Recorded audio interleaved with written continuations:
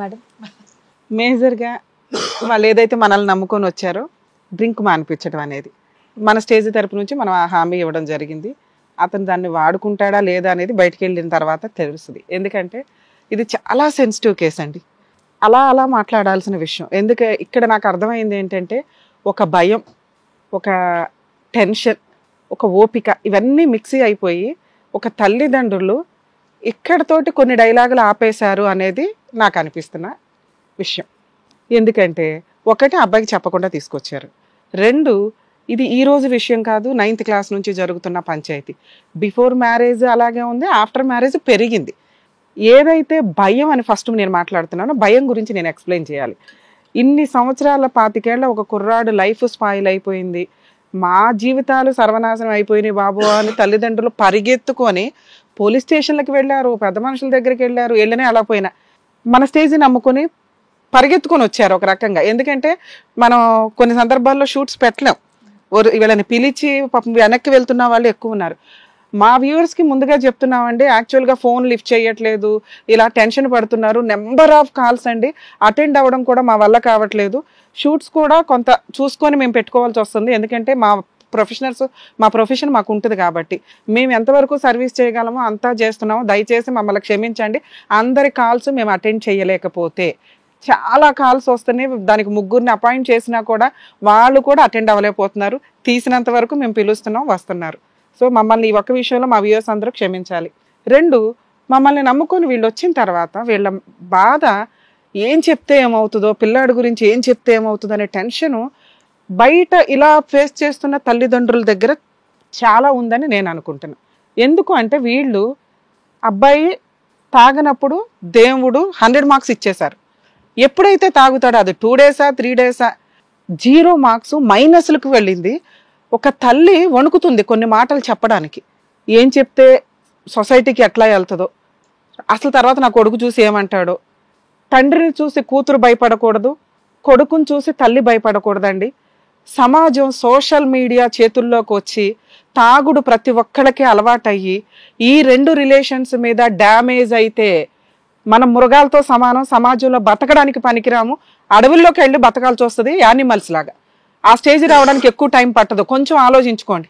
ఒక తాగుడు, ఒక సోషల్ మీడియా, ఒక టెక్నాలజీ, ఎంత దరిద్రంగా టెక్నాలజీ చేతిలోకి మన బ్రెయిన్ వెళ్ళిపోయింది, టెక్నాలజీ చేతిలోకి మన జీవితం వెళ్ళిపోయింది. దీన్ని ఎంత త్వరగా అవాయిడ్ చేస్తే అంత బెటర్. ఎంత అవసరమో అంతే వాడుకోండి.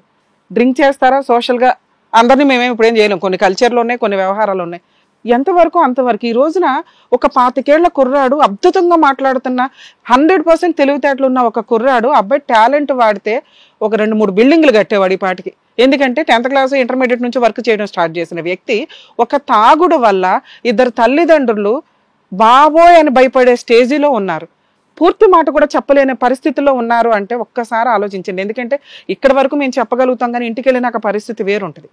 మా అదృష్టం బాగుండే అబ్బాయి ఏమి తాగకుండా వాళ్ళని ఏం చేయకుండా ఉంటే మమ్మల్ని నమ్ముకొని వచ్చినందుకు థ్యాంక్స్ రమేష్ గారు మీకు. ఇన్ కేసు ఏదైనా జరిగితే మాత్రం ఖచ్చితంగా అమ్మ మీ వెనకాల మేము ఉంటాం. ఇప్పటిదాకా పోలీసులు ఉన్నారు సారు, నేను ఇమ్మీడియట్గా వస్తాను తల్లి. లీగల్గా నేనేం చేయాలో హెల్ప్ చేస్తాను, మెడికల్గా సార్ ఏం చేయగలరో చేస్తాం. మీరు భయపడాల్సిన అవసరం లేదు. ఇలా చిన్నప్పటి నుంచే కొడుకులు తాగుతున్న వాళ్ళు కూతురు కూడా తాగుతున్నారు. అలా ఎవరన్నా ఉంటే ఆ మహానుభావులు బాగు చేయడానికి ముందు డాక్టర్స్ దగ్గరికి తీసుకొని వెళ్ళండి. పరువు పోతుందో ఇంకొకటి అనుకుంటే పీకల మీదకి వచ్చేస్తుంది. వీళ్ళ భయం ఎక్కడ దాకా ఆగిందంటే ఏం చెప్తే ఏం వచ్చింది. ఎందుకంటే మిగతా 20 డేస్ బాగానే ఉన్నాడు కదా, సరే 10 రోజుల కోసం ఓపిక పట్టారు.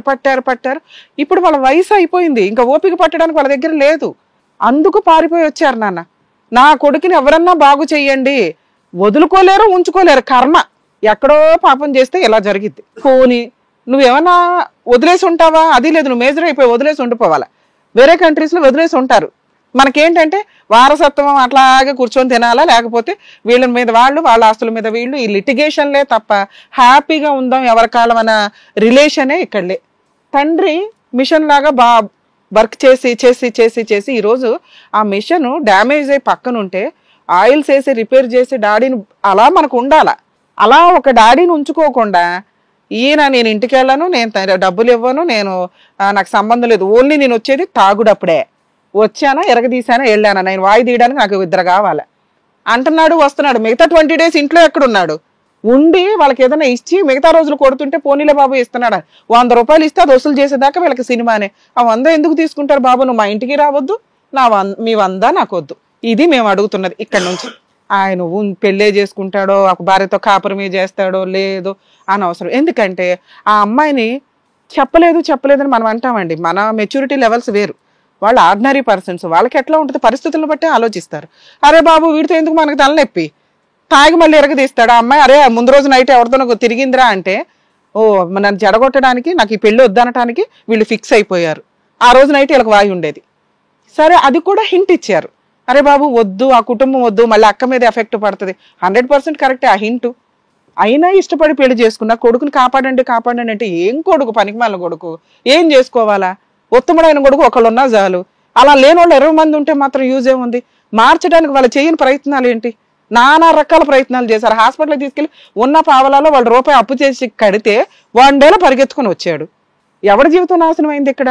నీ జీవితం నాశనం అయింది. ఇప్పుడు నువ్వన్నా అదేదో బయటే ఉండు, ఇంటికి రా. మాకు ఇంతవరకు నేను మాట్లాడతా ఇక్కడ. వీళ్ళ గురించి వీళ్ళని ప్రొటెక్ట్ చేయాల్సిన అవసరం ఉంది నాకు లీగల్గా. వీళ్ళు ఒక కేసు ఫైల్ చేస్తే నువ్వు ఆ సరౌండింగ్ 20 కిలోమీటర్స్ దాకా రావడానికి కూడా ఛాన్స్ ఉండదు. అలా వేయమంటారా? వేయండి మేడం. వెళ్ళకుండా ఉంటే అయిపోద్దిగా, కేసు ఎందుకు వెయ్యాలండి? అదే మీరు అన్నారు కదా మేడం, ఇప్పుడు వెళ్ళొద్దు, ఇంటికి వెళ్ళొద్దు. నాకు నచ్చింది మాట్లాడినా, ఇప్పుడు చెప్తున్నా వెళ్ళకుండా ఉండాలని చెప్పి మీరు అని డిసిషన్ చెప్పలే, ఇదే డిసిషన్ ఫాలో అవుతాం మేడం. ఇంతేనా? ఇది రికార్డ్ అవుతుంది నాన్న. ఇన్ కేసు మీరు వాళ్ళ ఇంటికి వెళ్ళినా, అక్కడికి వెళ్ళి వాళ్ళని కొట్టినా, బూతులు తిట్టినా చాలా సీరియస్ గా లీగల్ యాక్షన్ తీసుకుంటాం. ఓకేనా? ఏమ్మా, ఒక్క హాస్పిటల్కి మాత్రం మీరు అబ్బాయి వస్తే తీసుకొని వెళ్ళండి డాక్టర్ దగ్గరికి, మేము కూడా సపోర్ట్ చేస్తాం. ట్రీట్మెంట్ తీసుకొస్తాం. మీ గురించి మాట్లాడాలి సార్. ఒక కొడుకు చూడకపోయినా పర్వాలే, కొడుకు వల్ల ఎదురు ఎఫెక్ట్లు పడుతూ ఉంటే సమాజంలో ఎలా ఉంటుందంటే, మీ కొడుకుని మీరు చూసుకోలేరా, మీరు పెంచుకోలేరా, మీరు ఎవడ పెరుగుతున్నాడు చెప్పినట్టు, ఎవడ సోషల్ ఇండివిడ్యువాలిటీ వాళ్ళకి ఎక్కువైపోయింది. అందులో మీ లైఫ్లో ఇంకెక్కువైంది. మరి 8 ఏళ్ల క్రితమే మీరు అంత యాక్టివ్గా ఉన్నారంటే కొంచెం ఆలోచించాల్సిన విషయం. మీకున్న తెలివితేటలు, మీరు మాట్లాడిన విధానం పర్ఫెక్ట్ ఉన్నాయి. అవి కనుక కాస్త లైన్లో పెట్టి మీరు కెరియర్ మీద కాన్సన్ట్రేట్ చేస్తే బెటర్ అనేది నా ఉద్దేశం. మీరు బాగా బాగుపడినప్పుడు మీకు నచ్చితే అమ్మా నాన్న దగ్గరికి రండి, లేకపోతే లేదు. కుదిరితే వాళ్ళకు నెలకు ఒక 5,000 పంపించడానికి ఏమైనా ఆప్షన్ ఉందేమో. ఇది మా స్టేజ్ మీద మా పర్సనల్ రిక్వెస్ట్.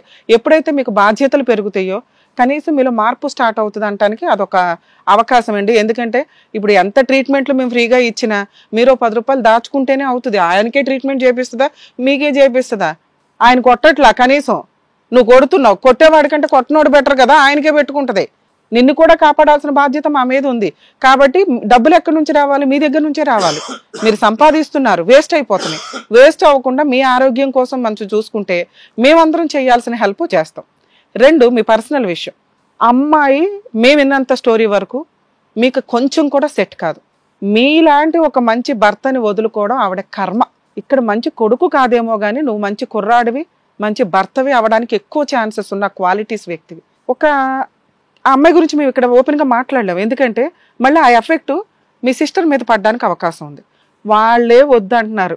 అలా ఒక వ్యక్తి, ఒక అమ్మాయి, మెయిన్గా ఒక వైఫ్, నా వద్దురా బాబు ఇతను అంటే కాళ్ళకి దండం పెట్టి ఒక చీర పెట్టి విడాకులు ఇచ్చి పడేయండి అంటాను నేనైతే. ఎందుకంటే మనం ఇవ్వకపోతే 498 డీవీసీ, మెయింటెనెన్స్లు, ఎదురు ఏదైనా ఆస్తులు ఉంటే లాగడాలు, ఇవన్నీ వేసి సినిమాలు చూపించేస్తున్నారు. అబ్బాయిలను కాపాడలేక చేస్తున్నాం మేము ఇక్కడ. నీకు ఒక బంపర్ ఆఫర్ దేవుడు ఇస్తే సైన్ పెట్టి ఇచ్చిపడే మ్యూచువల్ డైవర్స్. ఒకవేళ ఇప్పుడు ఆ కేసు డైవర్స్ పేపర్స్ పంపించారు, మీరు పెట్టిన డైవర్స్ అగ్రిమెంట్ కింద లెక్క పంపించేయండి. 2 కోర్టు నుంచి పేపర్స్ వచ్చినాయి. మీరు కోర్టుకు వెళ్ళకపోతే ఎక్స్పార్టీ ఆర్డర్స్ వస్తాయి. ఓ 6 months తర్వాత వెళ్ళి ఆర్డర్ కాపీ తెచ్చుకోండి. ఈ లోపు మీరు ఆరోగ్యం కోసం మాకు ఒక ఛాన్స్ ఇవ్వండి, మిమ్మల్ని మార్చుకోవడానికి ఆరోగ్యపరంగా 100% మిమ్మల్ని ఒక మహారాజులాగా, ఒక యువరాజులాగా రెడీ చేసి పంపించే బాధ్యత మాది. ఆ అమ్మాయి మీకు సెట్ కాదు. అలాంటి అమ్మాయికి మీరు ఎక్కువ ఛాన్సులు ఇవ్వడం దండగా. ఎందుకంటే మల్టీ సైకలాజికల్ ప్రాబ్లం ఉన్న అమ్మాయి అని నా ఉద్దేశం. ఇక్కడ మీ బావగారే చెప్పారు ఆ అమ్మాయి వద్దురా బాబు వదిలేయని. సొంత చెల్లి గురించి ఆయన చెప్పిన తర్వాత కూడా ఏళ్ళని ఆళ్ళని అనుకోవడం వేస్ట్. ఎందుకంటే నువ్వు వెనకేసుకు రావాల్సింది మీ సిస్టర్ని, మీ అమ్మా నాన్నే మాత్రమే, మీ బావగారిని. ఆయన కూడా నీకు కొంత ఉన్నంతలో సపోర్టే చేశాడో కొట్టాడో ఏదన్నా. వాళ్ళు కాపురానికి రాకుండా, డైవర్సు ఇవ్వకుండా మనకి సినిమా చూపిస్తుంటే మనం లీగల్ అటాక్ ఇవ్వచ్చు. వాళ్ళు మాకు డైవర్స్ ఇచ్చేయండి ముర్రో అంటున్నారు. ఇచ్చి పడే ఆ అమ్మాయి మాట్లాడుతుందా అసలు నువ్వు ఇలాంటిది నాకు అవసరం లేదే అని ఫోన్లు బ్లాక్ చేయాల్సిన బాధ్యత నీకుంది. అలా చేసి పడేస్తే నేను వీళ్ళు నాకు మంచి జరిగిందని చెప్పి మీరు అన్న వరకు నేను ఒప్పుకుంటా. ఇప్పుడు ఇటు ఉన్నదంతా అమ్మాయి కావాలనో నాకు ఇది కావాలనో కాదుగా. నాకు వచ్చినప్పుడు మా బావ నేను కావాలనే విడదీసిన నువ్వు ఏం చేస్తావు అని అడిగినప్పుడు మరి నువ్వు ఎవరు అన్నానికి నువ్వు ఎట్లా మేము చేయలేము ఒక ప్రశ్న ఎందుకు అడగాలి. రెండోది అదే రోజు అక్క ఉన్న వీళ్ళు కలిసి ఆ రోజు చెప్పండి, నెల తర్వాత చెప్పకుండా కానీ ఇది మంచిగా అయిపోయేది కదా అక్కడికి కూడా. నానా ఇవే ఇంతసేపు నేను ఎక్స్ప్లెయిన్ చేశాను. వాళ్ళు భయంతో కొన్ని విషయాలు చెప్పలేకపోయారు. నీకున్న తెలివితేటలు వీళ్ళకి లేవు, వీళ్ళకున్న ఆ బ్రెయిన్ ని కొంచెం పాపం అట్లా అని వదిలేయండి.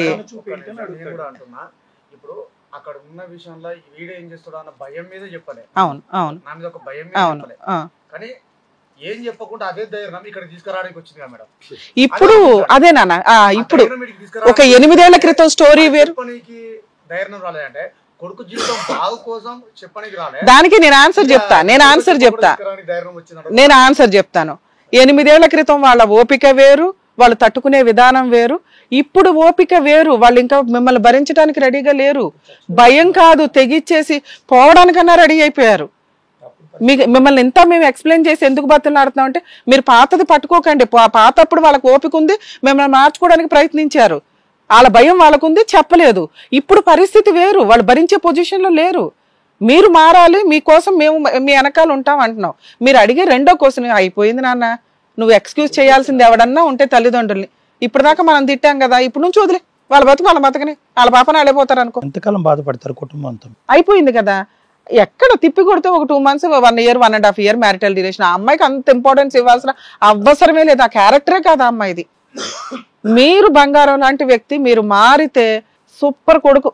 అట్లాంటి కొడుకు ఎవరికి ఉండరు. లీగల్ గా అమ్మాయి వద్దు, మ్యూచువల్ డైవర్స్ తీసేసుకోండి, లేదా కోర్టుకి వెళ్లకుండా ఉండండి, ఎక్స్పర్ట్ ఆర్డర్స్.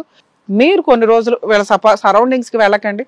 మా రిక్వెస్ట్, వాళ్ళని కొట్టొద్దు, తిట్టొద్దు, ట్రీట్మెంట్ కి రండి, మేము 100% మీకు చేయాల్సిన సపోర్ట్ చేస్తాం. అలా కొట్టిండు అంటారు కానీ ఆ తాయి మొత్తం మీద ఒకరు పొరపాటు చేయబడ్డా కూడా నాకు గుర్తులేదు.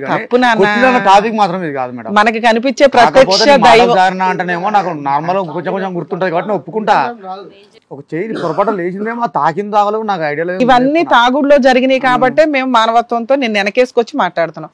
అదే ప్రాక్టికల్ గా నువ్వు కాన్సన్ట్రేషన్ లో జరుగుంటే మాట్లాడడం, ముందు జైలుకి తీసుకెళ్తాం. అన్కాన్షియస్ లో జరిగింది మేడం. ఇప్పుడు ఇంత జరిగిన తర్వాత కూడా సరే నీకు అక్క ఇంపార్టెంట్ కాబట్టి నువ్వు అక్కని తీసుకొచ్చుకో ఎవరిని తీసుకురారు, వాళ్ళ బతుకు వాళ్ళ బతకనివ్వండి.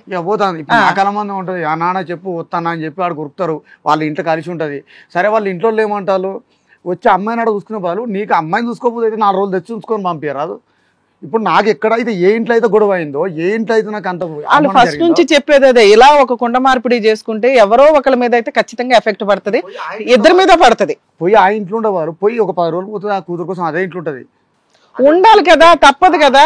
అక్కడ అల్లుడు కూతురు. ఇప్పుడు వీళ్ళ మాట నాకు ఇప్పటికి డౌట్, వీళ్ళు మాతోటి ఏమని మాట్లాడుతున్నారంటే మా బిడ్డను పంపించారు, సంవత్సరానికి ఒక్కసారి పంపిస్తారు, వారం రోజులు 2 రోజులు. వాళ్ళ తాత ఎట్లా బెరుతాడు, అమ్మాయి 2 రోజులు ఉంచుకోవాలి, 3 రోజులు ఉంచుకోవాలి, 3 రోజుల్లో పంపించాలి, దానికి మించి కొంచెం బెదిరించినట్టు మాట్లాడతారు.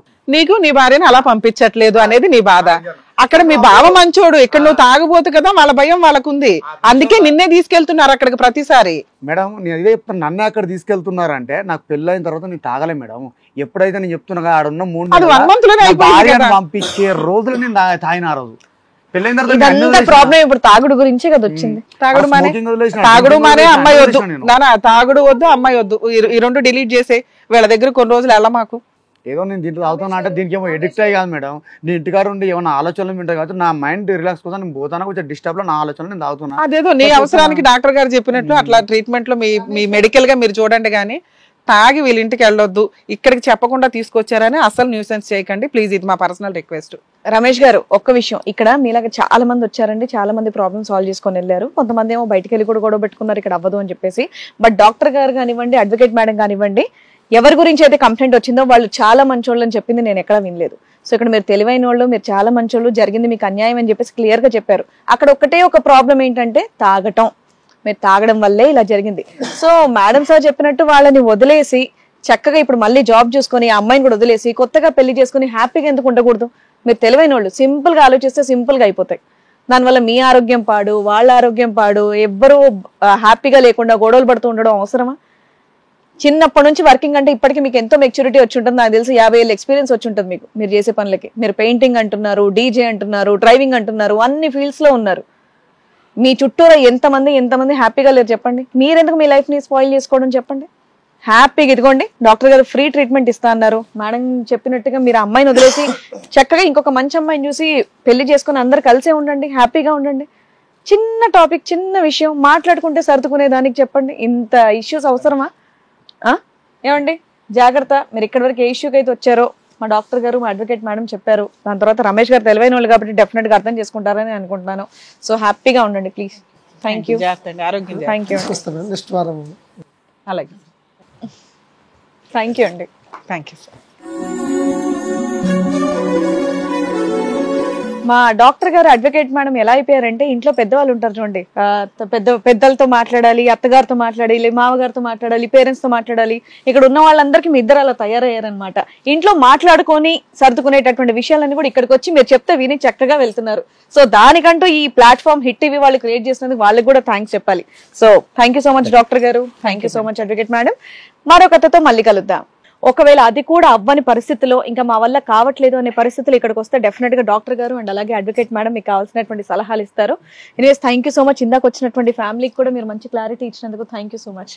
మరో ఎపిసోడ్ తో మళ్ళీ కలుద్దాం. ఈ కార్యక్రమాన్ని ఇంతగా అభిమానిస్తున్న ప్రతి ఒక్కరికి కూడా శిరస్సు ఉంచి నమస్కరిస్తున్నాము. ఈ సందర్భంగా మీ అందరితో నేను ఒక విషయాన్ని పంచుకోవాలి అనుకుంటున్నాను. మేము చేసేటటువంటి ఇది కథ కాదు జీవితం కార్యక్రమం ద్వారా ఎంతో మందికి ప్రత్యక్షంగాను పరోక్షంగాను సహాయం అందుతుందని భావిస్తున్నాం. ఎక్కడో ఉండి ఇక్కడికి రాలేని ఎంతో మందికి అడ్వకేట్ రమ్య మేడం గారు, సైకియాట్రిస్ట్ డాక్టర్ కళ్యాణ్ చక్రవర్తి గారు ఇచ్చేటటువంటి సూచనల ద్వారా వాళ్ళ జీవితాల్లో ఎలాంటి మార్పులు తెచ్చుకుంటే ఆనందంగా ఉంటారో అలాంటి మార్పులు తెచ్చుకుంటున్నారు. మా ఆశయం ఒకటే, అందరూ బాగుండాలి, అందులో మేము ఉండాలి. ఇది కథ కాదు జీవితం ప్రోగ్రామ్ అందరికంటే ఒక రోజు ముందుగా మీరు చూడాలి అనుకుంటే వెంటనే డౌన్లోడ్ చేయండి హిట్ టీవీ యాప్. ఇందులో మీరు నచ్చే మెచ్చే కంటెంట్ సిద్ధంగా ఉంది. మరి ఇంకెందుకు ఆలస్యం, వెంటనే డౌన్లోడ్ చేసుకోండి హిట్ టీవీ యాప్.